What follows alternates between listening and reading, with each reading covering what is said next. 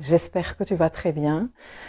Aujourd'hui, c'est la nouvelle lune en Sagittaire. C'est la fin de l'année 2023. C'est la dernière lune, nouvelle lune de l'année 2023. Et je viens papoter un tout petit peu avec toi que l'année 2023 ne se termine pas sans que je passe te faire un coucou par ici, prendre de tes nouvelles, voir comment tu te trouves et te parler bien sûr un tout petit peu de cette nouvelle lune qui est vraiment spéciale et magique et pour laquelle moi je me prépare à faire un petit rituel ce soir. La nouvelle lune en Sagittaire, moi je l'ai appelée qui croit à la magie. Moi je donne des noms comme ça aux semaines, je donne des noms aux événements. J'aime bien les personnifier. Je trouve que quand on leur donne un petit nom, un petit titre, comme si c'était un livre ou un épisode d'un livre, eh bien ça m'aide à créer un lien avec l'événement, non? Donc moi, j'ai décidé d'appeler cette lunaison qui croit à la magie est destinée à la trouver. Et elle fait des aspects pas mal. Elle fait un trigone au nœud nord, qui se trouve en bélier. Après les carrés de Pluton à l'axe nodal, une lunaison en trigone au nœud nord, ben ça fait du bien. Sauf que bon, le nœud nord est en conjonction applicative à Chiron.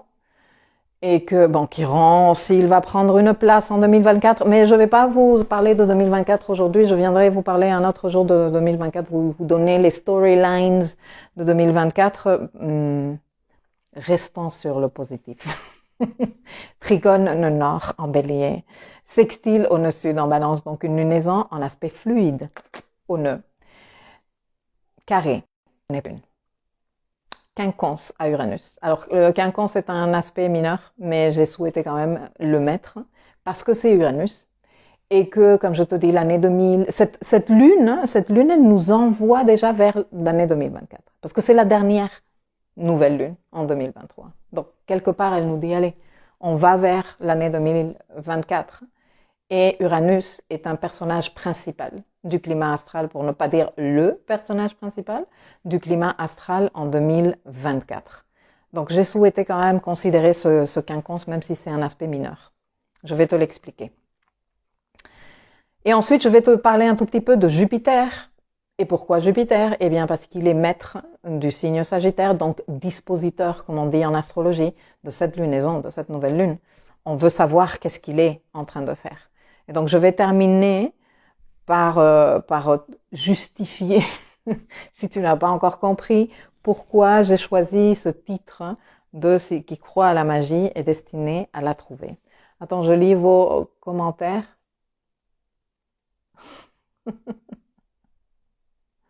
Mais oui, je suis ici. Je vois de l'excitation dans les commentaires parce que I am back. Bon, et franchement, j'ai passé une année de merdouillette. Hein. Je vous le dis déjà, j'ai perdu mon chien, ça a été très horrible. Ça a été un processus très douloureux. Je me suis sentie seule au monde, face au monde médical. Mais je n'ai rien lâché parce que je suis comme ça. Et j'ai été quelque part très rapidement appelée par le destin. Mais comme ça, en 3-4 jours, mi-fin octobre, à déposer les armes en lien avec cette croisade que j'avais pour la santé et le bien-être de mon chien. Et bon, ça a été très très douloureux, mais je me suis donné largement le temps de pleurer mes deuils et je suis de retour et je me sens bien. Bon, Charlène, pardon, je confirme, malgré mes difficultés à m'approprier de ce roadmap, je vois de grands changements dans ma gestion perso, malgré un quotidien éprouvant, et pour ça, je me réjouis pour la suite. Écoutez, l'autre jour, on était en réunion avec les Vénus dans le cadre je fais des réunions mensuelles dans le programme Architecte de ma vie, j'en fais 2. Mais une d'entre elles est dédiée exclusivement au travail que nous faisons avec le voyage de Vénus. Je parlais avec les filles et je disais, moi, je m'éclate à faire tout ce genre de choses. Mais on n'est pas obligé de voir l'astro, on n'est pas obligé d'être en train de regarder le ciel. Si chacun et chacune de nous savait se regarder, s'accompagner, rester présent, centré, connecté à soi-même. Sans tout ça, ce serait pas nécessaire. Après, moi, je trouve que c'est super intéressant et super ludique. Et c'est pour ça que je continue à le faire, bien sûr. Cette proposition que je fais en fin d'année, depuis plusieurs années, avec Roadmap, rejoint ce que je viens de te dire. C'est une façon de plus de te regarder, de t'accompagner, de te rester centré, de te rappeler, non, comment il est important de nous rappeler que, ah oui, je suis dans ce chemin. Combien de fois, moi, je passe ma vie en consultation à dire aux filles et aux garçons que j'accompagne, parce qu'ils me disent, mais ça, je le sais, oh là là, je le sais. Mais oui, mais bien sûr que tu le sais. Mais il faut nous le rappeler. Parce que on est tellement pris par tout ce qui se passe dans notre quotidien, à gauche et à droite, et de plus en plus avec le cirque de la 3D que nous devons être en train de vivre en 2023-2024. Que finalement, on est facilement distrait. La discipline de laquelle moi je parle très souvent consiste à ça, à se donner les éléments nécessaires pour se rappeler que, ah oui, c'est vers là-bas que, non, c'est vers là-bas, c'est ça ce que je veux faire, c'est ça ce que je suis en train de faire, c'est pour ça que je suis venue ici, tu vois, se rappeler, parce que sinon on s'égare, sinon on part dans tous les sens. Donc voilà. Cette lunaison, moi, je t'encourage à ce que tu l'utilises pour faire ton bilan 2023 et commencer à te projeter dans ta vision 2024. Elle est pleine d'éléments qui viennent donner cette impulsion.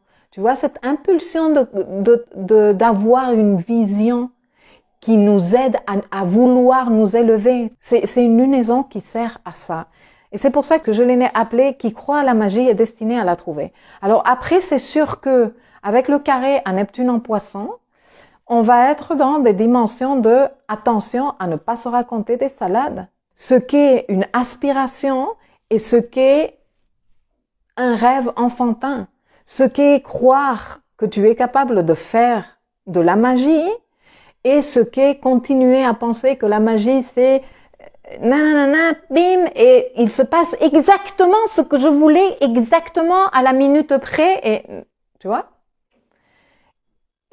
Et celui qui croit à la magie est destiné à devenir un magicien. Et un magicien en ésotérique ancienne, en métaphysique, était appelé un mage. Un mage était celui qui savait. Un mage était celui qui connaissait les mystères de Hermès, de Mercure. On vient d'en parler en réunion, des mystères de Mercure. De savoir utiliser le cœur qui est une écluse pour traduire les langages de la 5D, que l'on canalise les bonnes idées et les traduire en consignes pour pouvoir matérialiser tout ça dans la 3D et pour prendre l'information de notre parcours d'incarnation en 3D et lui donner sens de façon supérieure. Ça, c'est le mystère de Mercure. Les mages sont ceux qui sont connectés à leur centre, sont ceux qui ont cette énergie lion dont je te parlais tout à l'heure, bien présente, sont ceux qui sont centrés, sont ceux qui ont cette discipline de rester concentrés sur ce qui a vraiment de la valeur dans leur vie, sans mépriser les autres. Sans dire, ah ben moi je m'en fous, je suis centré sur moi et le monde peut mourir autour de moi. Je sais que nous sommes en train de vivre des situations très difficiles. À un niveau international, nous sommes en train de voir des situations inadmissibles. D'ailleurs, j'en ai parlé dans l'agenda Astro Sagittaire et je pense que je vais extraire ce morceau et je vais le mettre à disposition de tout le monde pour que tout le monde puisse prendre cette approche et réfléchir. C'est une approche que moi je te propose, c'est une approche totalement systémique, très respectueuse de ce que toutes ces autres personnes qui sont dans des situations très difficiles dans le monde, celles que l'on peut voir et même celles que l'on ne peut pas voir, pour les respecter, pour honorer leur effort et nous positionner aussi depuis une approche qui soit respectueuse aussi de notre chemin d'incarnation, de notre tikkun, qui est carrément pas directement lié à ce qui est en train de se passer dans ces zones dangereuses, mais qui est indirectement lié parce que nous sommes présents ici, en ce moment. Revenir à l'énergie de notre cœur. Continuer dans cette discipline de « je sais pourquoi je suis venu » ou si je ne sais pas à la virgule près, je suis en train de faire le nécessaire pour avoir de plus en plus de clarté sur ce que je suis venu faire ici. Remember, remember, souviens-toi de qui tu es. Ok? Et reste concentré. C'est ça la discipline dont moi je parle. Je ne sais pas les autres, mais quand moi je parle de discipline, c'est celle-là. Ok? Et donc, bon, dans tout ce travail que nous sommes très fortement encouragés à faire pour être vraiment prêts pour ce qui arrive, pour ces fortes énergies Verseau qui arrivent, arrive cette nouvelle lune qui nous dit attention à ne pas tomber dans les salades enfantines, mais oui, travailler avec cet élan de feu que nous propose le nœud nord en bélier en ce moment, tout en travaillant avec le nœud sud qui est en balance et qui est en train de nous permettre d'identifier les gros déséquilibres relationnels et comment nous participons. Est-ce que nous sommes ceux qui prenons de trop? Est-ce que nous sommes ceux qui donnons constamment et sans limite? Voilà, et équilibrer tout ça, remettre un tout petit peu de justesse et de justice dans notre façon de nous relier aux autres, tout en nous libérant de schémas relationnels obsolètes, parce que c'est quand même le nœud sud en transit, et que le nœud sud en transit nous sert justement à ça, à libérer. Donc d'un côté, nous avons cette configuration avec l'axe nodal qui est très puissante. Nous avons également le carré à Neptune qui nous dit attention à cette idée brumeuse de rêve, et c'est bien d'avoir des inspirations et des aspirations qui te motivent et qui te donnent l'énergie, l'élan, l'enthousiasme, mais ne pas tomber dans des infantilismes. Et puis il y a le quinconce à Uranus qui me paraît super intéressant parce que le quinconce est un aspect, moi je l'appelle de suppositoire. Voilà. Et pourquoi suppositoire? Parce que c'est un mal ou un inconfort, si tu veux, pour un mieux. Non, c'est comme un suppositoire. Ça fait mal. Tu te dis pourquoi? Non, je veux pas ça dans mon corps et surtout dans ce sens-là. Mais finalement, tu vas mieux après. C'est un médicament qui te fait du bien. Bon. Avec Uranus en Taureau, nous sommes en train de revoir complètement notre système de valeurs. Ce qu'est la valeur pour nous, ce que nous considérons des ressources, comment nous créons des ressources, la valeur que nous donnons à ces ressources-là, la grande valeur, l'inestimable valeur de l'organique, de ce qui est tangible, super important. Tout ça, nous sommes en train de le travailler avec Uranus en Taureau. Et le quinconce à Uranus vient nous dire pour faire ces aspirations et que nous propose cette nouvelle lune en Sagittaire, il va falloir que tu acceptes de bouger les fesses, de changer de position. Et changer de position, ça va peut-être être inconfortable, mais ça va valoir le coup. Ça va valoir le coup. Donc, toute cette configuration nous accompagne avec cette nouvelle lune et, comme tu le sais, une toute nouvelle lune ouvre un cycle de manifestation lunaire de 6 à 36 mois. Je te laisserai dans l'article les dates par écrit parce que je ne veux pas t'embrouiller et je ne veux pas rester encore plus longtemps. Je veux juste toucher un mot par rapport à Jupiter qui est maître et dispositeur de la lunaison. Jupiter est en Taureau, ladies and gentlemen, c'est-à-dire là où se trouve Uranus. Et une des configurations les plus importantes de 2024 et les plus incroyables et spectaculaires est la conjonction qu'ils vont faire en Taureau, Jupiter et Uranus. Okay? Jupiter, il a été en conversation avec Mercure pratiquement toute l'année 2023 au fil des rétrogradations de Mercure. Et moi, j'avais fait une leçon très complète en début d'année 2023 pour te le signaler et te dire profite des rétrogradations de Mercure pour réfléchir, pour vraiment donner de l'attention à ce secteur taureau et à ce qu'il représente. Je viens de t'expliquer ce qu'il représente, ce qui a de la valeur vraiment, tes ressources, tes talents, ce que toi tu peux faire avec tes ressources et talents comme valeur. Comment tu peux créer de la valeur avec toutes ces valeurs qui sont en toi et qui t'appartiennent. Tout ça est en lien avec l'archétype taureau. Et donc ce Mercure a été en train de faire des rétrogradations dans les signes de terre et en train de contacter soit les degrés par lesquels Jupiter allait circuler ensuite, soit carrément en train de discuter avec Jupiter. Mercure, il entre en rétrogradation là, demain, 13 décembre, et il va être à nouveau en train de contacter Jupiter. C'est un moment exceptionnel vraiment pour travailler tout ce qui est bilan, vision et planification. Bon, ce n'est pas pour rien que je suis ici en train de t'insister lourdement à le faire. Bon, ce Jupiter, il est en opposition à Vénus qui est en Scorpion. Et regarde qu'il se passe un truc super intéressant pile avant cette lunaison. Nous avons eu une conjonction Vénus-Lune à 5 degrés Scorpion. Et cette conjonction Vénus-Lune marque une nouvelle étape dans le voyage de Vénus pour ceux et celles qui ne suivent pas vraiment. Et donc nous y sommes. Nous sommes dans cette étape de 1 mois que la Lune et Vénus viennent d'ouvrir à 5 degrés Scorpion. Et ces degrés 5 degrés Scorpion sont super importants parce qu'ils nous renvoient vers des cycles de Vénus avec le Soleil antérieur. En ce moment, nous sommes dans un cycle de Vénus de type Lion, mais Vénus, elle ouvre des cycles avec le Soleil sur 5 signes et celui-ci nous renvoie vers le cycle en Scorpion.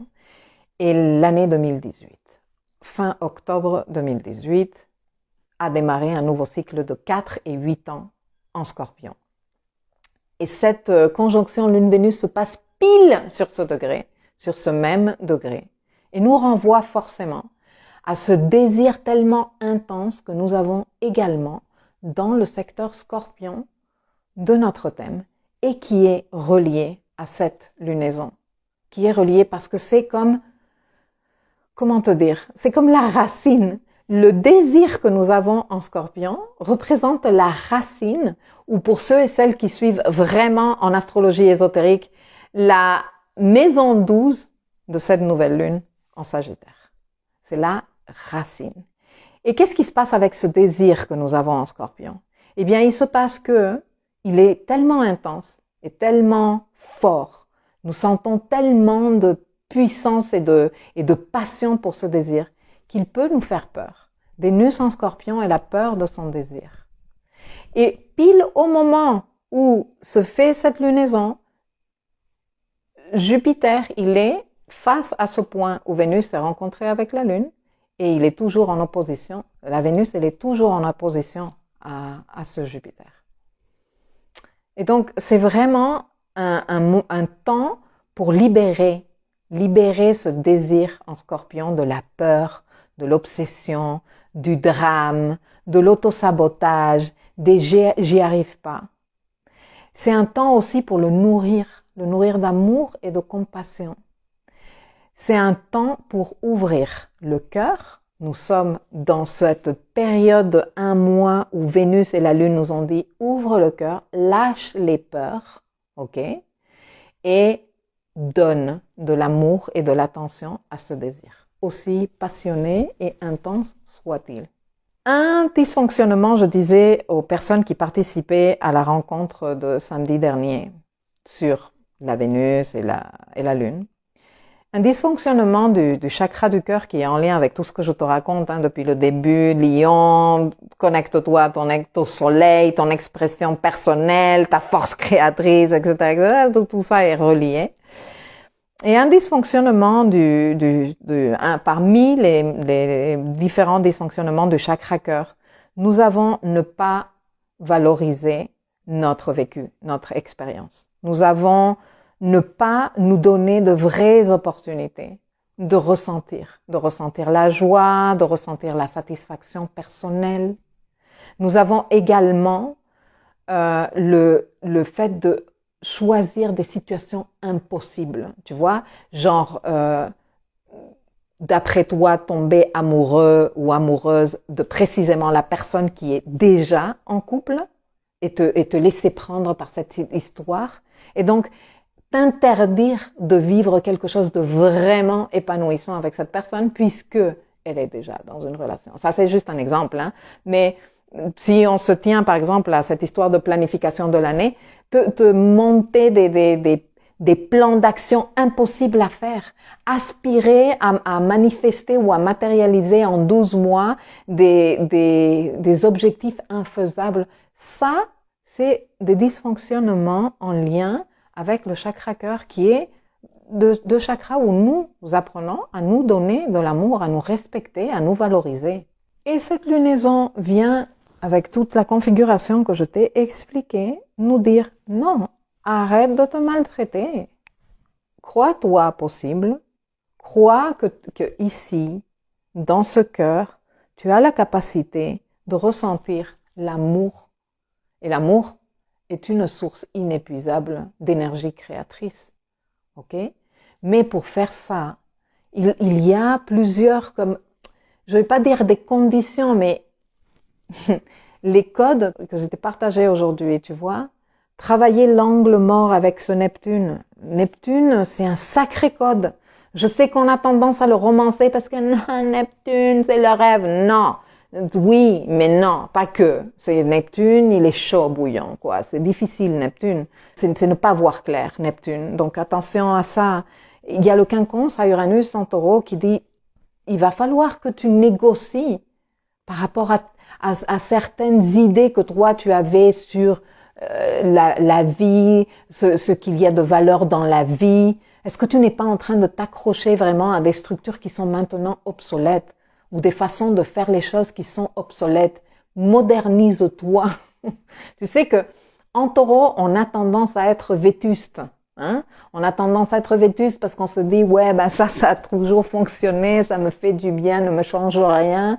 Mais moi il y a des fois où je sans vouloir vexer qui que ce soit, mais j'aime penser à la déco Taureau un peu comme la déco de la mamie qui est fonctionnelle mais qui voilà, elle pourrait bien se faire un petit level up, un petit relooking et ça ferait du bien. Mais ça oblige à, ok, donc le temps que je change le canapé, ben j'aurai plus de canapé. Le temps que je retapisse le truc ou que je peigne les murs, eh bien il va y avoir un bordel dans la maison. Et ça nous crée de l'inconfort. Et en Taureau, on n'aime pas ça. C'est pour ça qu'on n'est pas en train d'aimer beaucoup Uranus en Taureau.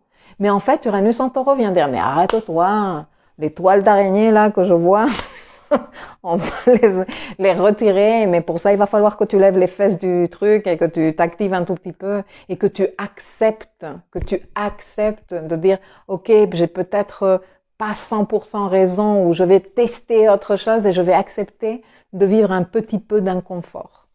Voilà. Ben, si tu fais tout ça et en même temps, tu acceptes de dire ce désir tellement fort, tellement intense et tellement passionné qui me donne très envie, mais qui en même temps me fait peur, eh bien, je vais le libérer. Je vais le libérer de mes peurs et je vais lui donner de l'amour. Je vais me donner de la compassion par rapport à ce désir.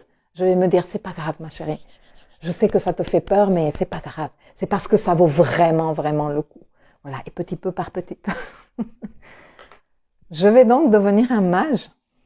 Non, je vais me croire à la magie et la trouver en moi, devenir l'oracle intérieur et rester concentré sur cette magie que je suis en train de faire. Voilà, c'est la formule que je tenais à te partager ici. J'espère que cette information t'aura été d'utilité, qu'elle t'aura inspiré. Moi, je vais maintenant partir et m'occuper de mon petit rituel de nouvelle lune. Et je te dis à très vite. Prends soin de toi. Ciao.